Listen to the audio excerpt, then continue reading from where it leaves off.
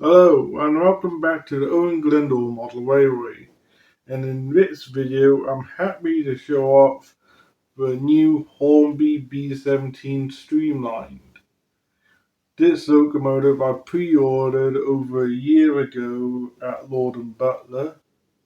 At the time of filming this video, I've literally just picked it up a day prior, paying a price of £225.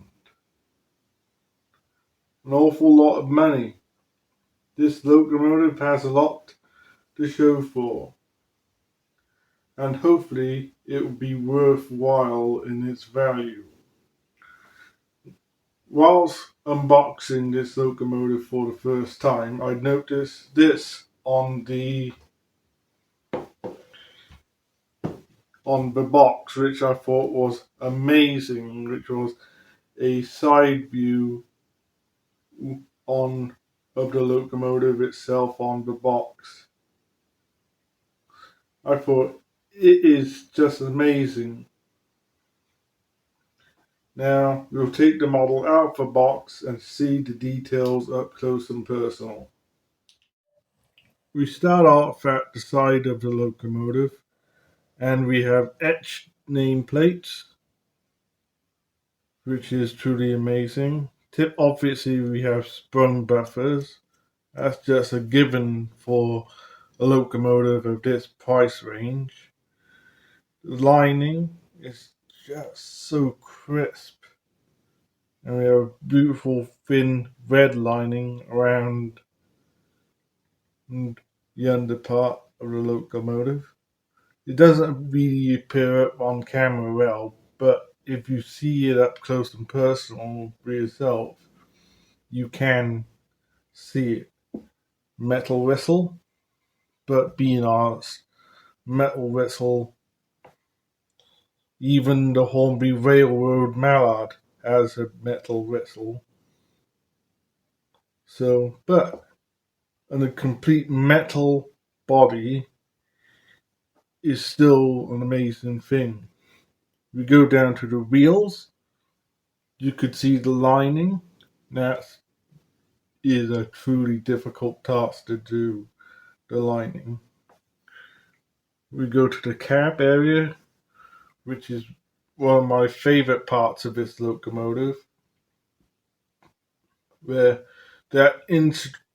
all the detail in the lining is just truly incredible. We do have an excellent amount of cab detail, but I'm not willing to remove Pretender because it has does not have the new Hornby tender drawbar which the new Black 5 enjoy. It has still the annoying plug and which I never would have any luck in removing without damaging, so I'll keep them together. We go on to the roof of the locomotive, lining the individual parts of detail this locomotive has to offer is amazing. We have openable vents. All of the vents on the roof of this locomotive open and close.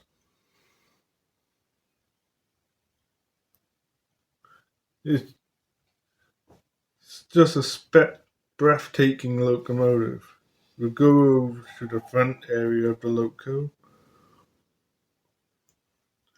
The numbers has been beautifully crisp.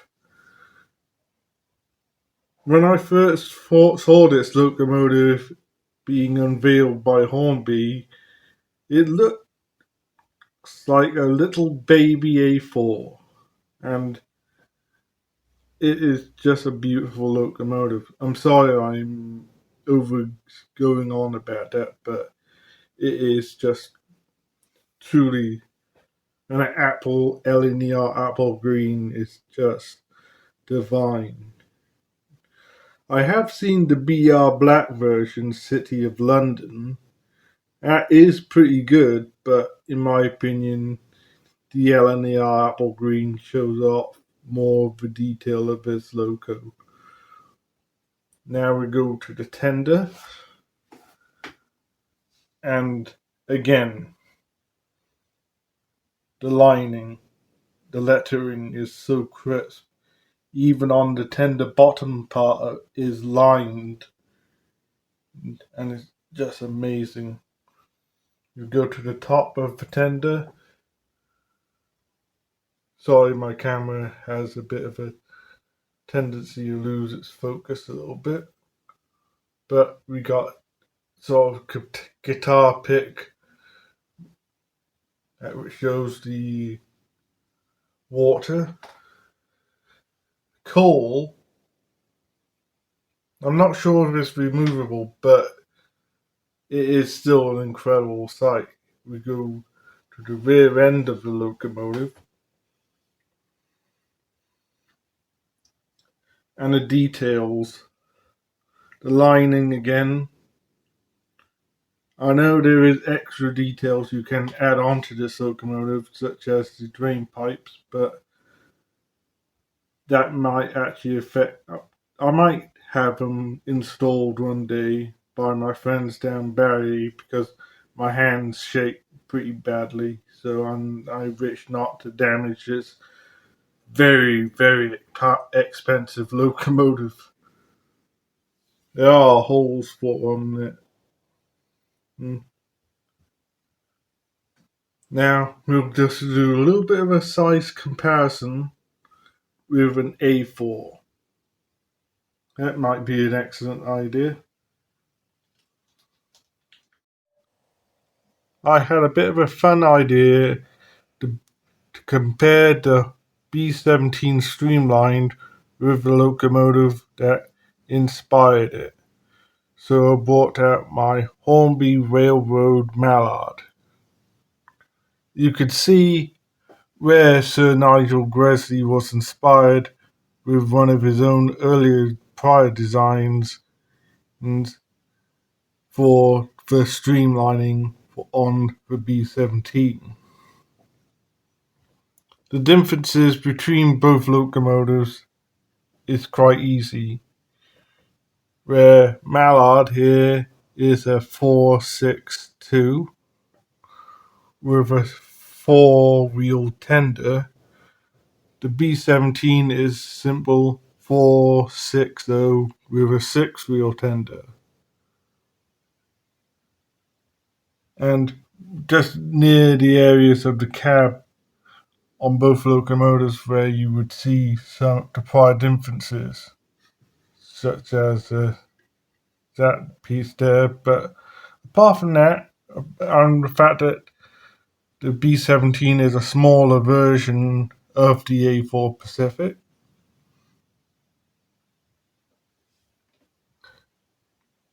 it is still an impressive design. Now we'll tell the story of the B17. The LNER class B-17 was designed by Sir Nigel Gresley, built between 1928 and 1937, with a total of 73 locomotives built.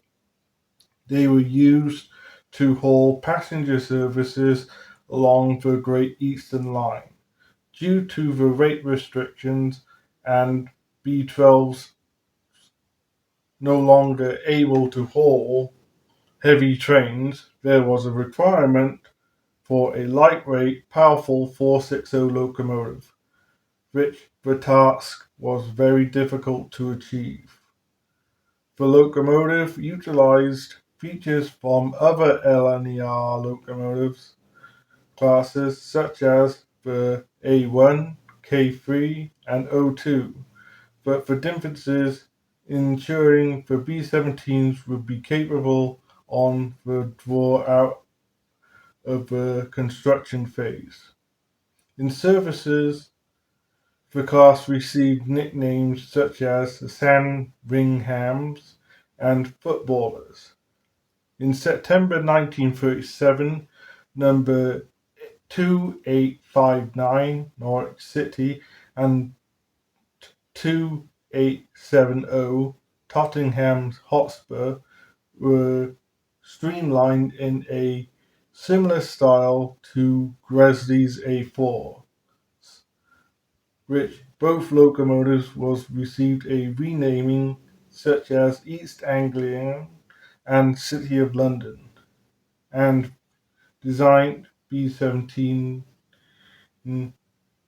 5s were both locomotives with the streamlining designed for improving overall speed, which both locomotives retained their streamlining until 1949, continuing on even in BR ownership with their streamlining, which when 1949 came around, both locomotives were built as B17/6s to match their other classmates. They would continue on until withdrawals began in 1952 to 1960, where tragically all members of the class, including East Anglian and City of London, were scrapped. Fortunately, there is a new build B17 under construction. Now we will go down to the track and see if Hornby has done an excellent job with the B17 streamlined. Here we are at the track with the Hornby streamlined B17 East Anglia. For this running session, I thought it would be appropriate to have a LNER locomotive running session. So I have the Hornby B17 with some traditional LNER teak coaches. These coaches look magnificently with the Hornby B17. It complements the apple green LNER livery. Joining her is obviously would be the Hornby Railroad Mallard I got with some chocolate and cream coaches. As well as that, I thought it'd be fun to bring my Hornby A1 Tornado with some blood and custards. This should be a truly pleasant running session. Now it's time to let these locomotives show us what they're made of.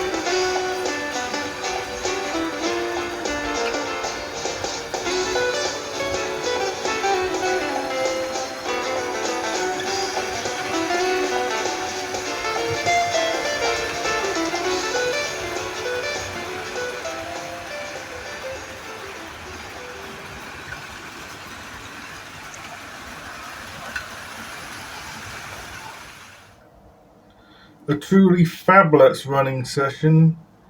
The Hornby B17 is a joy to have around the layout. It effortlessly pulls 6 LNER coaches. It probably can pull more, but I don't want to push it. It is an incredibly detailed model. It is worth the money what I paid for it, £225. But if the rumours are true of the Hornby B17 going up to the price of £275, I would say for that price I would not agree. It is a great and fantastic locomotive, but it does lack one or a couple of features, such as it does not have a flywheel, which my over 10-year-old Hornby Tornado does have a flywheel, and that only costed me £70 10 years ago. But yeah, but in that thought in mind, locomotives has gone up in price for a fair bit. In some places, you can still get this locomotive for about £250. I know if you want to get one for £225, Lord and Butler has a couple of examples for that price. I would scurry down there before they're all sold, because despite the price and the lackage of a firebox flicker and a flywheel, this is a truly epic locomotive. Apart from those couple of downers, I would always enjoy having this locomotive in my collection. That concludes my review of the Hornby B17. If you like the video, please like, share and subscribe to the Lone Ranger Motoring channel. Please comment, because we do read all the comments you have, and we are happy to comment back.